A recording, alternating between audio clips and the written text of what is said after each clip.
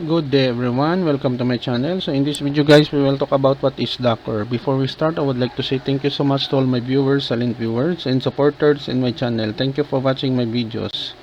If you are new with my channel and then you like this video, please hit the like button. Don't forget to share and please support my channel guys if you are new by clicking the subscribe button. So let's begin. What is Docker? Docker is an open platform for developing, shipping, and running applications. Docker enables you to separate your applications from your infrastructure so you can deliver software quickly.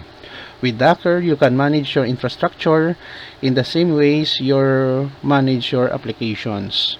Okay guys, so this is the end of my report on what is Docker is all about. Thank you so much for listening and watching my videos. If you like this video, please hit the like button.